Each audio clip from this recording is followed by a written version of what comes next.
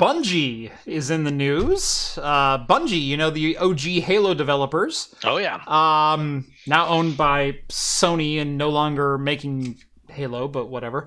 Bungie is in the news. They got another money-making IP. It's fine. Yeah, they got their own thing. Yeah. Bungie says that bringing lawsuits against cheaters and online harassers is actually good business. Now,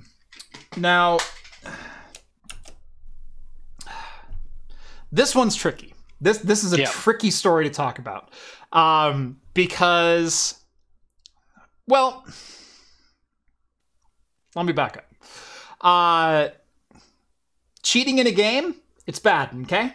That's bad, especially a free online game. Especially a free online game.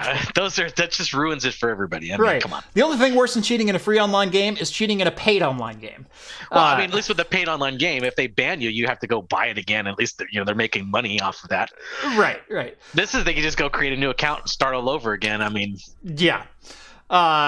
No, we IP banned them. Yeah, and I unplugged my modem and plugged it back in. Yeah, plug it back in. I got another. Yeah. All right. Yep. Now my neighbor complains he can't get online, but whatever. Yeah. Anyway, Bungie has in the past gone after a number of different. They say rule breakers, Mm-hmm. And their lawyer claims it is simply removing bad actors from the game community, as it's the right thing to do, and it is also good business to do so. While I do agree, it is probably in their best interest to moderate their community. I also don't see the point in bringing lawsuits against people who run. Yeah, I don't cracks. know. Well, I see. I don't know. I think it's a novel approach to try to maybe squash the bot, the aimbot communities, because there's. If you let it run rampant, it could totally ruin a community. I used to love playing Team Fortress 2 for the longest time, and I still even late into its lifespan, I still loved playing Team Fortress 2 until the aimbots took over, and it was just like I didn't want to play anymore because it was just no fun.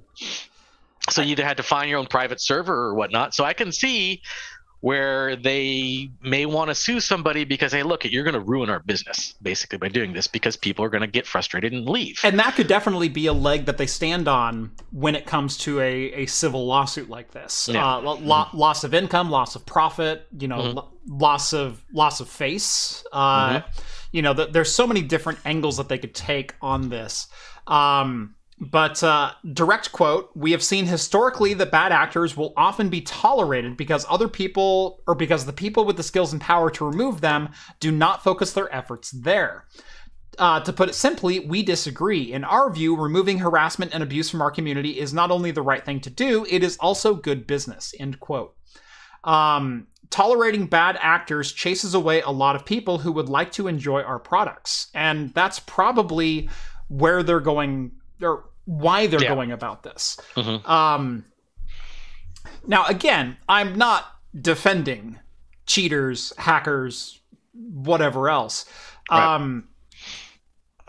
I do draw into question someone simply running software on their side of the equation. Hacking is technically breach of an unauthorized breach of a system. And so technically by running, cheats inside of your local client, you are breaching Bungie's personal servers and committing a felony. But it's never really been treated like that. And it's this weird line to draw when it comes to things like that. Also, it brings into question, what will Bungie do after these games are sunset? Will they go after people who run clone servers, who run, just local LAN things? Are they going after modders who want to play games in single player? So on top of the legitimate bad actors and people you do not want in your community. Yeah, they're out there. But I do wonder about the collateral about that because I don't play online games hardly at all. Like, I barely even get online with my friends. I'm kind of like a single player or nothing kind of guy. I will rarely get online and play games unless it's like for an event. If I wanted to get, like, let's say the four of us from Talking Heads wanted to get together and play Bridge Commander, and do a Star Trek thing, which I've wanted to do for a long time, and we have enough VR headsets to do it. Like, we need to freaking make that happen. Like, I already have it. Yeah. Right. So we do need to make that happen, by the way. But like, I'll totally do events like that. Yeah. But I am often, when I have free time, the free time that I have is the last time that I want to spend talking to another person or interacting with another individual. Well, yeah, especially if you don't have like a regular group of people you play online with, you're going to be having awkward conversations with strangers. Right. And half the time, even though, I have a mic, but I ain't going to say nothing. That type of thing. I've done that several times before. Yeah. And I'm like, I just don't want to talk to you guys. Yeah. And it's weird being in my position, being, on social media. Like, my job is social media. My job is to be social. And I am social in so many different areas. I produce videos for YouTube. I get on Twitter. I'm very vocal on Twitter. I'm very active in the Discord communities that I run, and a couple others that I'm involved with. But I can only spend so much of my time being social. And like I said, when I finally want to sit down and play a game, I just want to make the AI effing pay and not have to deal with that 12-year-old in my ear. Or even sometimes just talk to my friends, because I just talked to them on social media. That's where they exist too. Yeah. No, I get that. I haven't. I do like some online games. I do play, I'll play some with my nieces and nephews once in a while. They'll invite me to go play. I played, was it Phasmophobia with them? Not that long ago. That was kind of a fun little game. Yeah. You kind of you're like a ghost hunter type of a thing, and you got to try to figure out what the ghost is and figure out how to get rid of it and whatnot. That was kind of fun. But for the most part, I'll just focus on single player games or stuff like that, because you're right.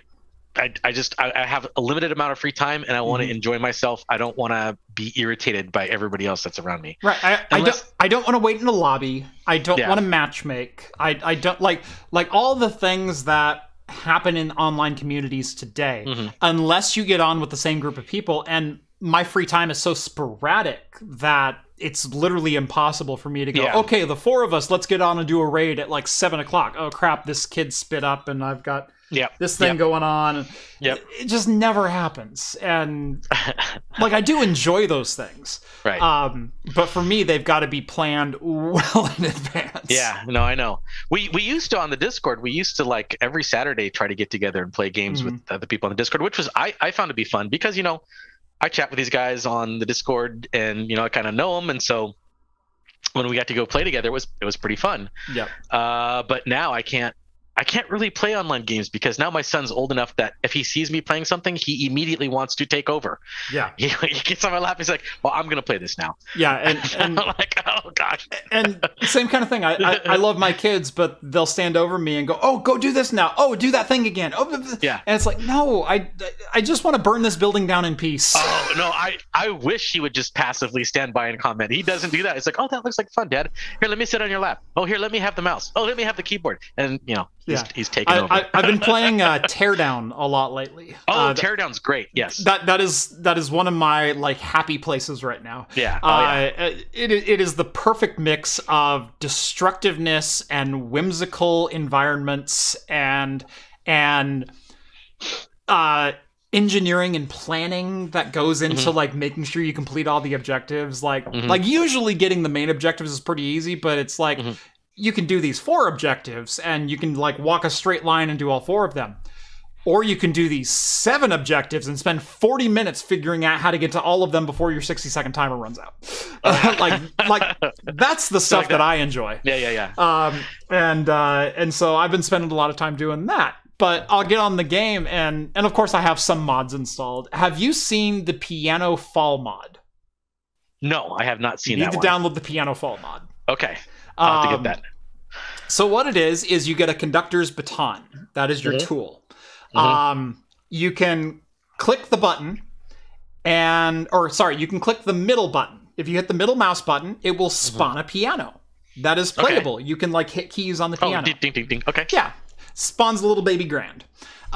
If you click the left mouse button, it will drop a piano from the sky.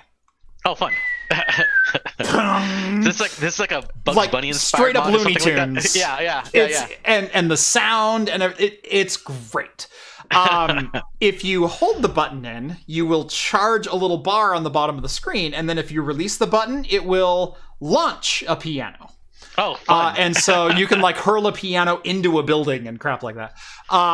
If you hold down the button and charge it all the way up, and then hold down the right button at the same time, it will throw as many pianos as the game will possibly spawn. Oh yeah, and then you just got this. Yeah, it's the greatest thing ever. I've been messing around with. I got this during the Steam summer sale because it was like $2 or something like that. It was ridiculously cheap. But it's called People Playground. I don't know if you've ever seen that one before. No. It's kind of like a sandbox thing, very very similar to Teardown, but it's 2D. And you can set up, and there's just a ton of like workshop entries for it too, but it's 2D, and you can like blow things up and freeze them, make them explode. It's crazy fun, kind of like Teardown. Yeah. But it's 2D, and even with it being 2D. If you throw too much objects at it, it's just going to start jump. Yeah, just start chugging along. Because all the ragdoll physics that's going on and stuff like that. My daughter, so I bought her Teardown as well, and she plays on a converted MacBook Air. So she has a MacBook Air, and she plays on my cloud gaming server.